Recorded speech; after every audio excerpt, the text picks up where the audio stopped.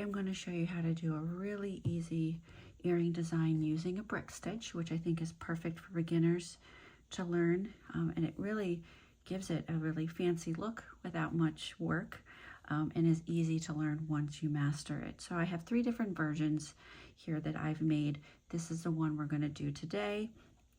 I have here you have another circular with a dangle. I think you can not do dangles if you don't want to, but I think it brings a nice element, a little something extra to it. These 2, you can see I did 2 straight rows, and then I add a decorative element on the outside.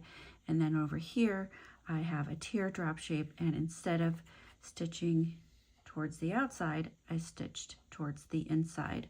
Also have a dangle here with 2 chains coming down the side of the middle dangle there. These ones I used fish hook ear wires, and this one I used this little decorative type of ear wire, or ear binding, I guess you could say. So again, I'm going to go over this one. I think once you've kind of mastered it, it goes pretty quickly. I did these ones first, then these, and then these. And this probably to do one of these less than 30 minutes, depending on how fast you go. I go a little bit slower, that's just me, but we're gonna go with these today, and I'll show you how to do that. Okay, so to do this easy brick stitch, the things I'm going to use today are, I have this hoop here. It has these already built in, but you could just use a plain circle that doesn't have that. You would just use a jump ring to connect your dangle and your ear wire. Here's my ear wire. I have 2 jump rings. One, the smaller one, is going to be for the dangle, and the larger one is to connect the hoop to the ear wire. Then I made my dangle with 2 gold seed beads with this flower in between. And then I have my seed beads that I'm going to use. So I have these 11-0 in purple, and then I have 2 types of Delicas. I have the light blue and a gold. You really can use any size 11, or you could do 15-0s, make all of them 15-0s. You can do a combination of Delicas and regular seed beads. You could do all seed beads, all Delicas. They just look a little slightly different, but this is what I chose for this one. So to get started, I have my needle threaded. I used about a wingspan of thread. I kind of always overestimate because I'm always worried that I'm going to run out of thread. And we're going to start with the hoop and 1 11-0.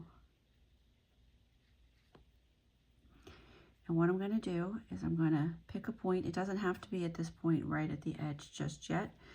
And I'm going to point the needle down, sandwiched behind the back of the hoop. And I'm going to hold the seed bead there while I pull the needle down. And make sure you're coming out through and up. And you're just going to hold it. And you're going to keep going until you have the amount of tail that you want.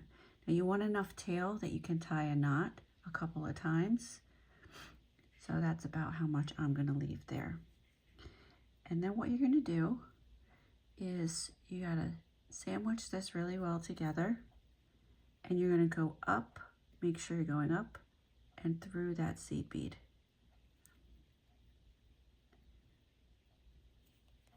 This first one I always find to be a little bit harder. It's going to move around. There we go. And then I'm going to sandwich that again with my fingers, and I'm going to pull through.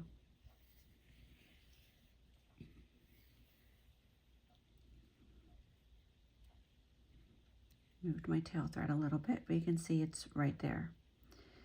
And then what I'm going to do is I'm going to pull that down as close to that as I can. It doesn't have to be perfect.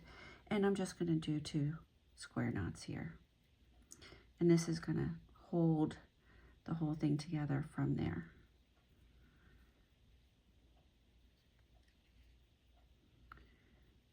So this one I'm going to go over and under.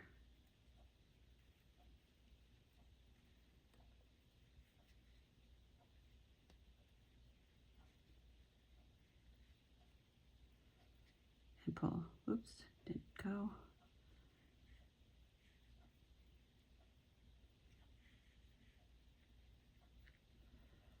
It's a little hard to do on camera. And not look at the screen. And just do a knot like that. And then I'm just going to do one more to make sure that it stays well. I've seen a couple different ways that people kind of get this secured. For this particular one, I like this because when I burn that thread down, I can kind of tuck it into the top of that seed bead and you won't see it.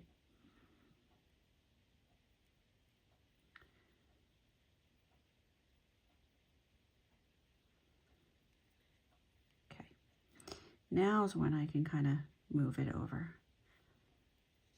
Okay, so I'm going to grab my needle again. I'm going to put on my seed bead, and it's going to be the same exact process. And I will say, like, as you do this, it's going to be a little loosey-goosey, but as you do it, same thing. I'm going under, pulling it all the way through. Just gonna move that tail thread out of the way, tuck it under this finger, pull it all the way through, and now it's there next to it. And I think it's perfectly fine to keep that a little loose. You don't need to pull it super tight. You just want to make sure that when you go up and through, you go through what is considered the bottom of the bead, right there.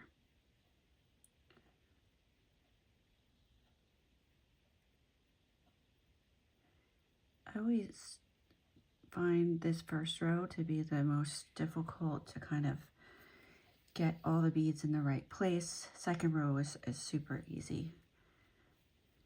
And I'm going to pull that through and pull tight.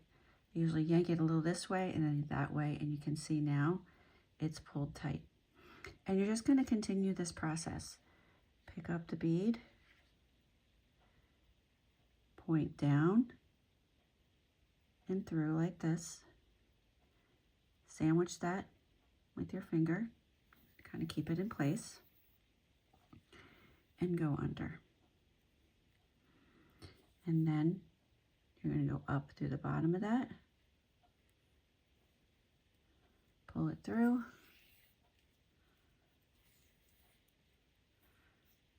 and it's there. And like I said, this is going to move around a lot, this first row. And then you're just going to keep going around the whole thing. So I'll show you one more, and then we'll skip to the second row after you've done it. So again, sandwiching it here, my fingers pulling down, got my tail thread in there again, pull that out, and then it's laying right there on top of my finger, and again, going to go through the bottom. And like I said before, this can be loose and over there because when you pull this through and you tighten it, it's going to go right next to the other bead. It's a little bit harder if it's right next to it from the start to pull that through and get the bead in there. So it's perfectly fine to have it a little ways over from there. So I'll be back after I finish this row. Okay, so you see I've done most of that row. We'll just finish off this row, and then I will show you how we're going to put on the next row. I think the second row is a lot easier. You know, now that you have this, base row done, it keeps things kind of steady. It's a little bit easier to move through the row fairly quickly. So there you go. Have them all on here. Now you could have also weaved it so it was on the inside, like you saw on the other earrings that I had, but I'm doing on the outside for this one. All right, so to do the second row, I'm just going to pick up these light blue Delicas, and instead of how we wrapped around this gold hoop part, we're going to go down and through the thread bridge. So we created thread bridges through here as we weave this, and we're just going to take the blue and we're going to do the same technique, down, through, and then up and through, but through a thread bridge. So there we go. And through the thread bridge. So again, using my finger to kind of sandwich things to keep things really steady. So now, in between each purple, we're going to have a blue for our second row. So again, you're going to go down through the thread bridge, pull your thread through, and then you're going to go under, through, and pull it tight.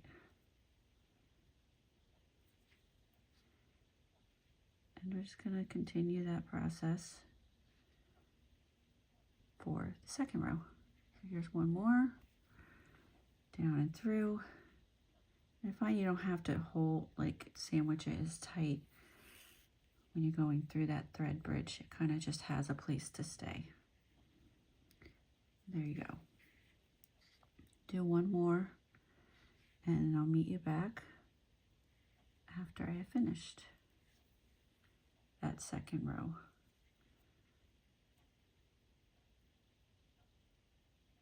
Going again through there and pulling it tight. Okay, be right back. Okay, so you see now that we have finished that second row. You could stop there. It's a nice look with this white thread. You kind of get a lacy look to it. But I'm going to add a third row to this. It's going to be a little bit different.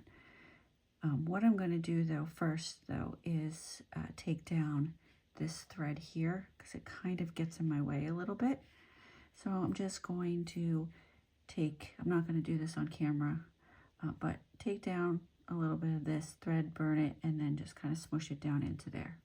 Okay, so I get rid of that. I don't like to do that on camera because it is a hot tool and I don't want to burn myself. The smoke gets all up in the screen and everything. All right, so what we're going to do is we're going to add 3 points, but I want to move over through the next thread bridge, which is this one over here. Looking at this, you'll think to yourself, it's this one, but that's not enough space for those 3. So I want to have a good amount of space. So I'm going to go through the second thread bridge that you see here. So what I do now is I grab 3 seed beads. These are actually Delicas, 3 Delicas. And I'm going to go down through this second thread bridge.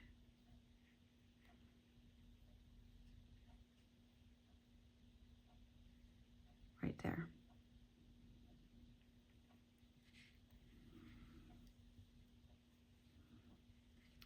And there you go. This one fell just right. Sometimes you have to kind of move the beads around, especially with the Delicas, to get them to look good. I'm going to pull that tight. And then what I'm going to do is I'm going to go up through the next thread bridge. Here.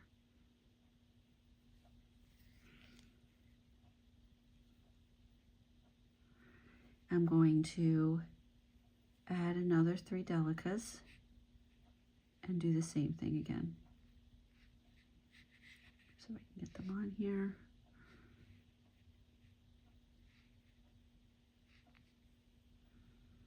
Okay, so we're up and then we're going to go through this one and pull tight. So you can see we've created kind of a little bit of a space here in between so they're not touching. And again, if you need to, you can kind of scoot those around, but those fell pretty well. So up through the next one, grab 3 seed beads,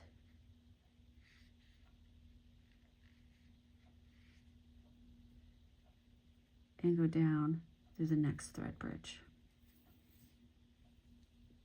Now you see that one didn't fall that well, so I'm just going to move it around a little bit so that it comes to more like a point. So I'm going to continue to do that all the way around, and then we're going to tie off. Okay, so you can see that I am now done with the third and final row. And now we just want to tie it off and make sure that everything's nice and tight. Now I know everyone has different ways of doing this, but I kind of just go through some and then I'll put in a half stitch, go through some more, and put in a half stitch. So maybe I'll put a half stitch right there. Well, I already pulled it through, but I could do one right here. I'm going to go through this thread bridge and stick it in there. So I'm just going to pull through here and pull in my half stitch. And so I'll do that a couple more times. Okay, so the last part is to just connect our dangle and to put on our ear wires. Now with this design, when you put your ear wires on, you can make it so they sit this way, and so when someone looks at you, your earrings, they see this, and then from the side they see the whole thing. Or you can make it more like this, where when looking straight at you, they see the circle and the dangle right there. So this is, you know, pretty standard. I'm going to make a loop here at the jump ring, connect it there, and then here connect our jump ring and have it on there. So I'll do that and be right back. So there we have it, our final product done. I think a brick stitch is a great way to start your bead weaving journey, to learn something simple like this, and you can keep it simple with just rows, or you can add these as well. And as I showed in the beginning, you can do lots of different versions of this. Here's another one that I showed in the beginning.